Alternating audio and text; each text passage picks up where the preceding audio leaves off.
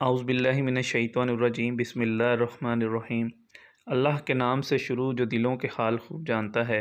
तो स्टूडेंट, कैसे मिजाज हैं आपके? उम्मीद करता हूँ आप सब खैरियत से होंगे। तो आज हम जिस पेपर के बारे में बात करने जा रहे हैं वो है 1429 बिज़नेस मैथमेटिक्स का ये पेपर है।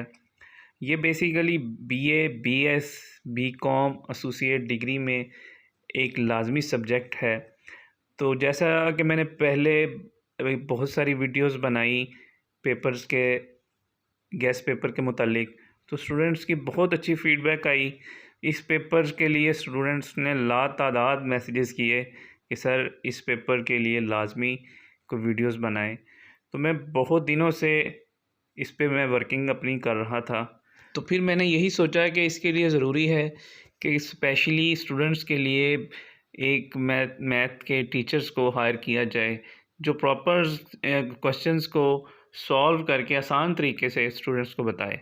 क्योंकि पहले सवालात थे जो दूसरे एग्ज़ाम में, वो तो सिंपल सवालात थे, उसमें गैस की शक्ल में बता दिए जाते थे, स्टूडेंट्स कर लेते थे।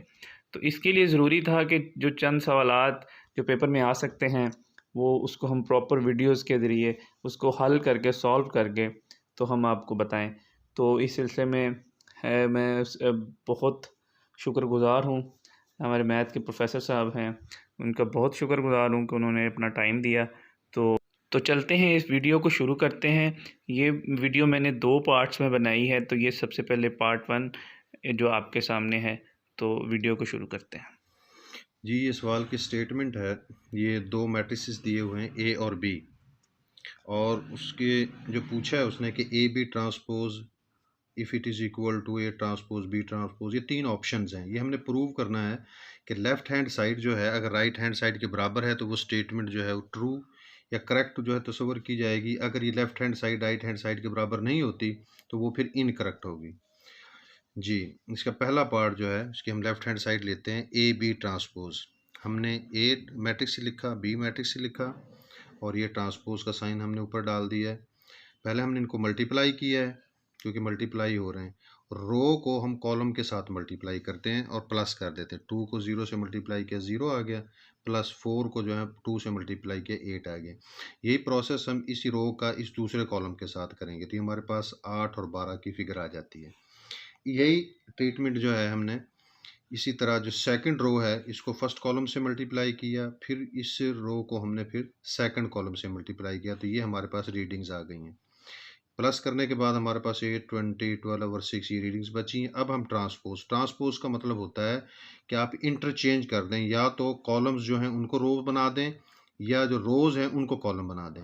तो हमने यहाँ पर जो कॉलम है उसको रो बनाए, 8 और 12 ये कॉलम था, हमने 8 और 12 इसको रो बना दिया है।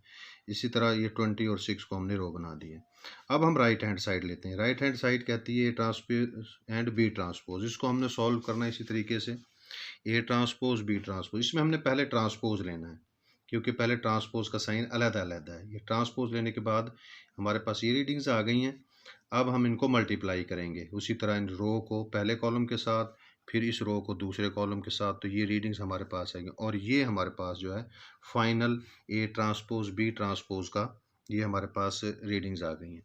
अब हम इसमें देखते हैं कि जो लेफ़्ट हैंड साइड है उसका आंसर और है 8, 12, 20, 16 है, और जो राइट हैंड की साइड है उसका आंसर और है। तो इसका मतलब है कि ये स्टेटमेंट करेक्ट नहीं है। अब हम सेकंड इस पार्ट की तरफ जाते हैं कि A B transpose. Left hand side हमने ये पहले सॉल्व की हुई है, राइट हैंड साइड है इसकी बी ट्रांसपोज ए ट्रांसपोज। इसको हम हल कर लेंगे।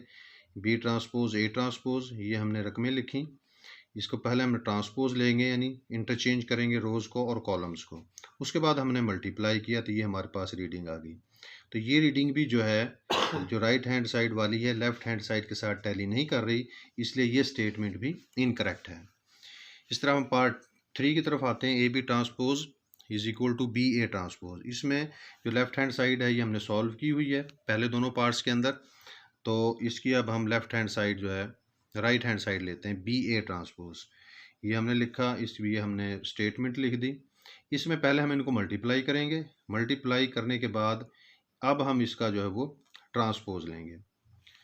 जी, तो इसमें हम ये देखते हैं कि कोई भी जो स्टेटमेंट है left hand side right hand side के बराबर नहीं है, तो इससे ये प्रूव हुआ कि ये जो तीनों स्टेटमेंट्स हैं, ये इनमें से कोई भी करेक्ट नहीं है इन रीडिंग्स के हवाले से। जी, इसके साथ ही ये हमारा जो क्वेश्चन नंबर 1 है ये कंप्लीट हो गया। जी, ये हमारे पास दो मैट्रिसेस हैं, दोनों इक्वल हैं और हमने एक्स और वाई की वैल्यू जो फाइंड करनी है। मैट्रिसेस का ये उसूल होता है कि इसके जो एलिमेंट्स होते हैं जो वो भी आपस में बराबर होते हैं। अगर दो मैट्रिसेस आपस में बराबर हो जाए, मसलन एक्स प्लस टू है ये वाई के बराबर होगा, टू जो है 5 के बराबर होगा। तो चूंकि हमने सिर्फ एक्स और वाई की वैल्यू निकालनी है, तो जिन एलिमेंट्स में ये वेरिएबल्स मौजूद हैं उनको हम आपस में बराबर कर देंगे। मसलन ये एक्स प्लस टू जो है ये वाई के बराबर हो जाएगा, x plus two is equal to y. अब हम इसको रीअरेंज करते हैं, वाई को हम लेफ्ट साइड पे ले आएंगे तो इसका साइन चेंज होकर माइनस हो जाएगा, और प्लस टू को हम राइट साइड पे ले जाएंगे, ये माइनस टू बन जाएगा। इसको हमने इक्वेशन 1 का नाम दे दिया। इसी तरह ये 2y-5 जो है ये बराबर होगा 4x के। 2y-5 is equal to 4x। इसमें भी हम इसको रीअरेंज करेंगे इक्वेशन को। 4x को हमने लेफ्ट साइड पे ले आए तो इसका साइन -4x हो गया, और -5 जो है ये कांस्टेंट है, इसको हम राइट साइड पे ले गए, इसका साइन चेंज होकर ये +5 बन गया। ये भी इक्वेशन नंबर 2 का नाम हमने इसको दे दिया। अब हमने x और y की चूँकि एलिमिनेशन मेथड हम यहाँ पे यूज़ करेंगे, जिसको साकत करने का तरीका कहते हैं, कि x या y में जो दोनों इक्वेशंस हैं किसी न किसी का जो कोफिशेंट है यानी पहले वाली रकम उसको बराबर कर लें। या तो इक्वेशन 1 को हम -4 से मल्टीप्लाई कर दें तो ये -4x है, ये भी -4x बन जाएगा, और फिर हम इन दोनों को माइनस कर देंगे। या हम y को बराबर कर लेते हैं, इधर +2y है, इधर इक्वेशन 1 को 2 से मल्टीप्लाई करें तो यहाँ पे 2x माइनस 2y बन जाएगा, फिर हम इनको ऐड कर देंगे। जैसा कि यहाँ पे आप देख सकते हैं 2x माइनस 2y बन गई पहली इक्वेशन, और ये -2 जो है ये -4 बन गया, और फिर इक्वेशन 1 और 2 को हमने ऐड कर दिया। जब हमने ऐड किया है तो ये -2y प्लस 2y आपस में कैंसिल हो गए, -4x प्लस 2x -2x बचेगा, और -4 और +5 में से 1 का साइन 1 आएगा, साइन पॉजिटिव आएगा, क्योंकि जो रकम बड़ी होती है साइन उसका होता है। तो ये यहाँ पे 5 बड़ा है इसलिए प्लस का साइन, और x की वैल्यू -2 को हमने राइट साइड पे शिफ्ट किया, इधर ये मल्टीप्लाई हो रहा था x के साथ, यहाँ आके डिवाइड हो गया। अब ये x की वैल्यू आ गई है -1/2। अब हमने y की वैल्यू फाइंड करनी है, तो इस x की वैल्यू को चाहे हम इक्वेशन 1 में पुट कर दें या इक्वेशन 2 में, तो हम इसको इक्वेशन 1 लिखते हैं दोबारा, x minus y is equal to -2, या x की जगह पे हमने -1/2 लिख दिया। तो इसको अब हम सॉल्व करेंगे, -1/2 को राइट साइड पे ले गए तो ये +1/2 बन गया। इसका हमने ज़ुआज़ाफ़े अक़ल या एलसीएम लिया, वो 2 आ गया, 2 को 2 से मल्टीप्लाई किया -4 आ गया, और ये से डिवाइड हो गया, तो 1 आंसर 1 को 1 से मल्टीप्लाई करें +1 आ गया। दोनों को सॉल्व करते हैं -3/2 आता है। अब ये जो माइनस वाली साइन है y के साथ, इसको भी हम जब राइट साइड पे शिफ्ट करेंगे तो ये माइनस इस माइनस से मल्टीप्लाई होकर जो है ये प्लस हो जाएगी, ये डिवाइड होकर भी ये प्लस हो जाएगी, तो ये प्लस में 3/2 आएगा। अब ये हमारे पास सोल्यूशन है, x की वैल्यू और ये y की वैल्यू। अब हमने जो वैल्यूज़ निकाली हैं इनको हम वेरीफाई भी कर सकते हैं, आया हमारी ये जो सारा सोल्यूशन है ये करेक्ट है या इनकरेक्ट है। तो किसी भी इक्वेशन को ले लें, उसमें एक्स वाई की वैल्यूज़ को पुट कर दें। मसला हमने इक्वेशन 1 को लिया, x minus y is equal to -2, तो यहाँ पे x की जगह पे हमने -1/2 लिखा और y की जगह पे 3/2 लिखा।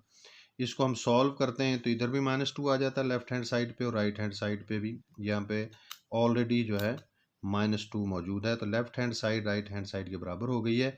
ये इस बात का सबूत है कि हमने जो x और y की वैल्यूज़ निकाली हैं ये दुरुस्त हैं।